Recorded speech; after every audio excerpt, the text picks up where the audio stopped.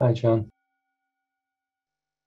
I think if I have a question or something that I want to explore that's coming up, it's that just observing that in the last retreat that we did, I felt really open as the retreat was closing, and then immediately um, kind of the transition from the retreat space into just being smacked in the face by everyday life, my mom visiting and staying with me, and all the kind of stuff at my job. Um, that kind of took over. I had a lot of concerts with kids to put on and a lot of demands on me. Um, and I just noticed how it was really hard to have the vulnerability and the openness of the heart meet the demands that I was feeling on me just by life.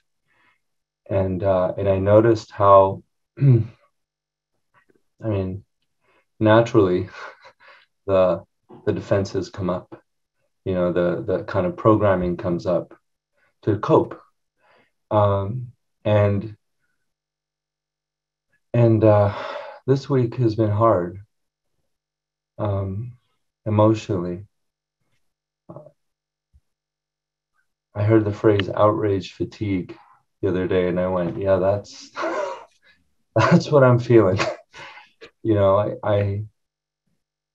I had to have a talk with second graders about the school shooting, and they brought it up, Mm.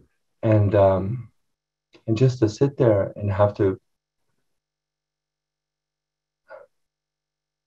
create a space where we're acknowledging this and allowing it to be here because it's a reality that we're facing.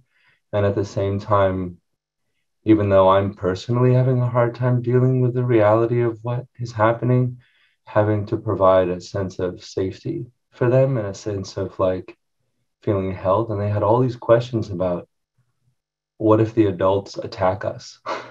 And it's just heartbreaking, heartbreaking. Mm. And and I guess that there's like this tendency inside that's been very much operating over the last couple of years, especially of just coping. It's like one thing after another. Pandemic, war, mass shootings. I mean, it just seems to. Um, and I don't even know if there is a question. Maybe it's just more of an observation that I see like the part of me that is trying to cope with the day to day the best that it can, and sometimes gets caught up in habits and compulsions as a kind of coping mechanism. And then that at the same time, there's this other thing happening, which is sort of like a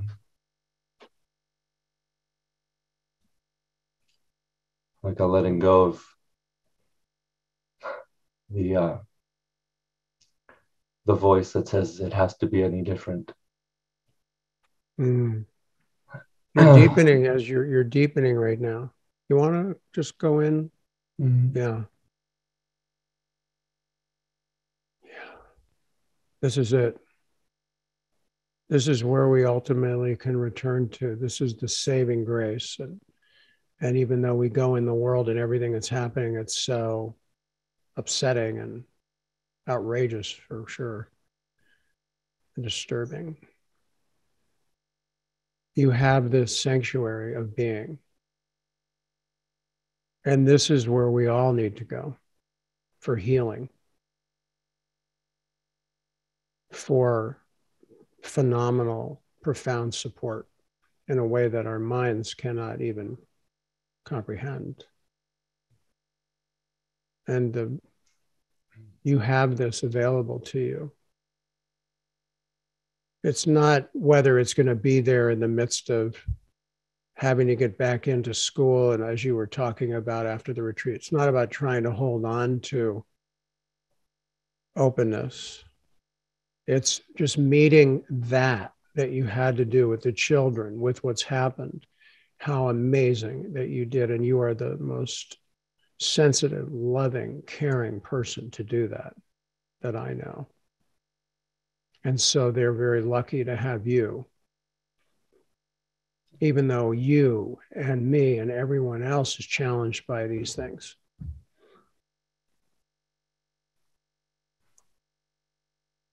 Yeah. So you let your grief come, you let your rage come, you let the movement of all of it come. So you can return back to this clarity, this healing clarity. And slowly, slowly, our ability to act in the world and to be supportive in the world in whatever way we are called to will be there, and it will develop and evolve.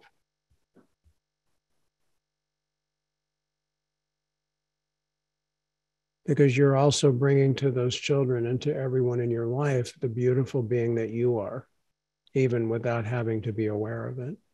Because even though you may not be conscious of presence, make no mistake that this radiant being that you are, that you're more aware of here now, is always here now.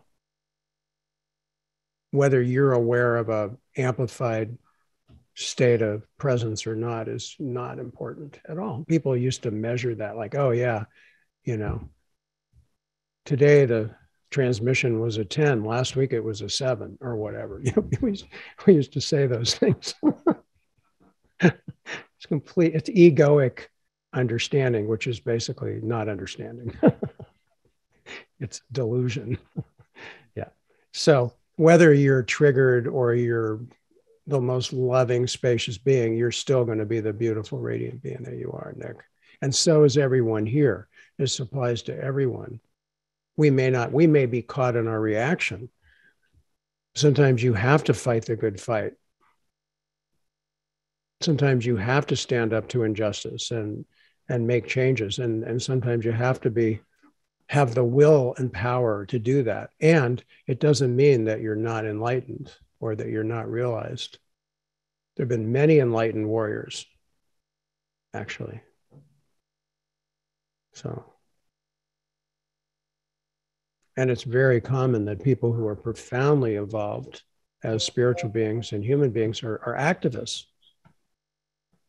Very common. It's a natural outgrowth.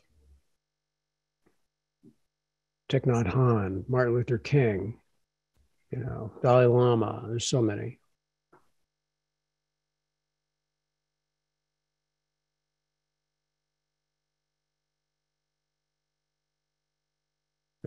Good. So the good news is you're not disconnected from yourself.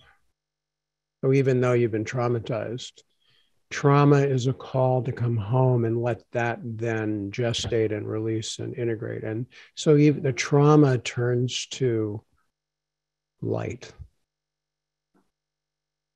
It transforms and nourishes the being that can then love even more, can allow even more, and even be clear and more aligned with one's true destiny and action in the world. So I appreciate you so much, Nick, and I appreciate your sharing and your depth. It is a gift to be with you. Thank you. So you're welcome. Thank you. And my hat goes off to you, honestly, for the incredibly difficult job that you are faced with those children. My God. Thank you for being who you are in the world. Big hugs to you. Likewise, John. Thank you. You're very welcome.